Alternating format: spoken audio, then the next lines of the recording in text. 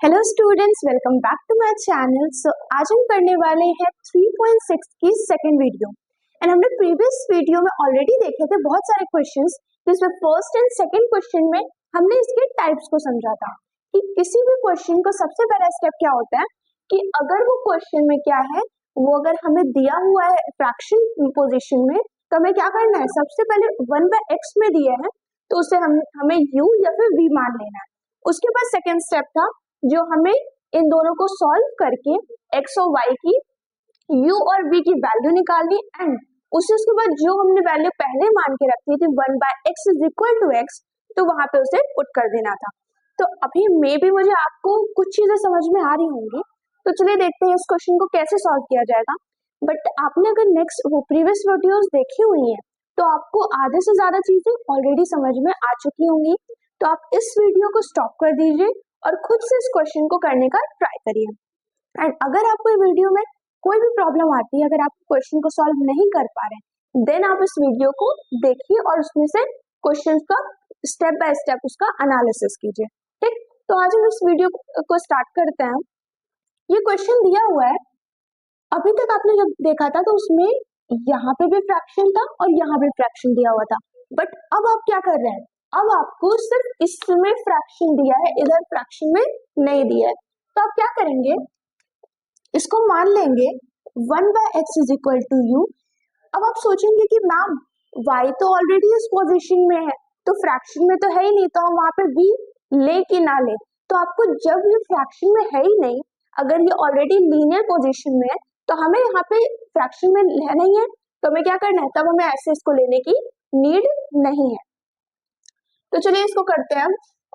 Similarly इसके साथ भी करेंगे और ये y ऐसे ही रहने देंगे। तो आप सोचेंगे कि मैम ये तो u हो गया और वहां पे y हो गया, x और y होता है और u और v होता है, तो ऐसा कोई कंफर्म नहीं होता, हम यूज करते रहते हैं x और y, u v y z। तो हम लोग इस चीज की थोड़ा सा होता है कि हमारे दिमाग में यही चीज हो जाती है कि x के साथ y ही लेना है या फिर u के साथ v ही लेना है, बट ऐसा कोई कंफर्म नहीं है। आप वो भी एक तरीके का वेरिएबल है और ये भी एक वेरिएबल है, तो आप इसको ले सकते हैं। ठीक, तो आप चलिए इसको देखते हैं। यहाँ पे क्या हो जाएगा, हम इतने पूरे की जगह पे 1/x की जगह क्या रख देंगे, u रख देंगे, तो 4u हो गया प्लस 3y ही रहेगा एंड 14। अब क्या होगा, यहाँ पे 3u हो गया minus 4y is equal to 23। अब ध्यान से देखिए, तो किसी भी एक को हमें सिमिलर करना पड़ेगा। तो सिमिलर करने के लिए क्या करते हैं कि किसी भी एक में देखिए, यहाँ पे 4 है, यहाँ 3 है, तो दोनों में क्या करते हैं, फर्स्ट में हम 3 से गुणा कर देते हैं एंड 3 में हम 4 से गुणा कर देते हैं। तो क्या हो जाएगा, समीकरण एक में 3 से गुणा करने पर तथा समीकरण 2 में 4 से गुणा करने पर। तो अब देखिए क्या हो जाएगा, आप अगर इसमें ध्यान से देखिए तो आपको फर्स्ट में 3 से मल्टीप्लाई करना है। 4 3 12u हो गया, 12u के बाद 3 3 9 y हो गया, एंड उसके बाद 14 3 कितना होगा, 14 3 42। तो ये हो गया हमारा ये। अब क्या होगा, 3 में हमें 4 से मल्टीप्लाई करना, 4 3 12u माइनस 4 4 16y एंड 23 4 हमारा हो जाएगा 92। अब क्या करेंगे, हम यहाँ पे इनको घटाएंगे, तो यहाँ पे करने पर फिर क्या करेंगे, यहाँ हम किनारे लिख देंगे घटाने पर। तो क्या हो जाएगा, 12u plus 9y is equal to 42, 12u minus 16y is equal to 92। घटाने पर हो गया तो हम इसके साइन चेंज कर देंगे, ये कैंसिल हो गया हमारा, एंड ये हो गया हमारा 16 और ये साइन दोनों की क्या है, दोनों की साइन हमारे सिमिलर है, तो हम इनका साइन सिमिलर कर देंगे और उसके बाद इन दोनों को क्या करेंगे, हम इन दोनों को हम कर देंगे ऐड। तो 16 और 9 कितना हो जाएगा, 25y हो गया इज इक्वल टू, यहाँ एक प्लस में और एक माइनस में है, 92 को 42 से करेंगे तो कितना आ जाएगा 50। तो अब क्या होगा y इज इक्वल टू 50/25। तो y की वैल्यू कितनी आ जाएगी -2। ठीक, इतना समझ में आ गया। अब देखेंगे y की वैल्यू को किसी भी एक क्या करेंगे इक्वेशन में रख देते हैं। तो y का मान समीकरण यहाँ पे हम रख लेते हैं, इसको हम इक्वेशन 3 मान लेते हैं, इसको इक्वेशन 4 मान लेते हैं। तो समीकरण 3 में रखने पर, ठीक, तो क्या हो गया हमारा 12u plus 9y is equal to 42। तो हम क्या करेंगे 12u प्लस 9y की जगह क्या रख देंगे -2 रख देंगे इज इक्वल टू 42। अब ये 12u हो गया plus minus 9 2 18 is equal to 42। अब यहाँ पे 12u ऐसे ही रहेगा, ये 42 आ गया प्लस 18। अब देखिए ये हो गया 8 2 10 हो गया 5 4 5 6 60 60/12 12 5 से 60 होता है। तो हमारी u की वैल्यू आ गई 5 और हम u की वैल्यू लिए क्या था, ये क्या थे 1/x। तो u की वैल्यू क्या 1/5 is equal to 1/x। Cross multiplication कर देंगे x is equal to 5। Check, x की वैल्यू भी हमें मिल गई और नहीं तो हम इसे 1/x में भी रख सकते हैं। ठीक, तो ये हमारा प्रॉपर इसका स्टेप था। तो आपने अगर इसको स्टॉप करके क्वेश्चंस को किया तब तो ये बहुत अच्छी बात है, और अगर आपको किसी में भी इश्यू आता है तो आप वीडियो को प्ले कर सकते हैं। अब हम क्या करते हैं नेक्स्ट क्वेश्चन की तरफ मूव करते हैं कि उसमें क्या तरीके से हम क्वेश्चंस को सॉल्व करेंगे। तो इसमें आप देखेंगे कि यहाँ पे ये थोड़ा सा और डिफिकल्ट हो गया। मैं कहूंगी कि अगर आपको किसी का भी बेसिक पता है तो आप क्या करेंगे वहां पे आप उसका क्वेश्चंस को बहुत इजीली सॉल्व कर लेंगे। आपको इतना पता है कि आपको कोई भी क्वेश्चन अगर वो फ्रैक्शन में है तो उसे फ्रैक्शन को हमें हटाने के लिए उसको हम u या v में सॉल्व कर देंगे। तो हमने फर्स्ट स्टेप करना है, हमें चिंता नहीं करनी कि कितना भी टिपिकल डिफिकल्ट क्वेश्चन आ जाता है। तो पहला काम हमें क्या करना है कि हमें क्वेश्चन दिया है कि इसे करना है हमको 1/x माइनस 1 है तो इसे हम मान लेंगे u, और 1/y माइनस 2 है तो इसे मान लेंगे v। ठीक, हमने फर्स्ट क्वेश्चन का पार्ट कर लिया। सिमिलरली ये सेम ही है तो इसको हमने u भी मान लिया, लेकिन अगर ये डिफर होता, ये डिफरेंट होता तो हम इसको भी अलग अलग मानते।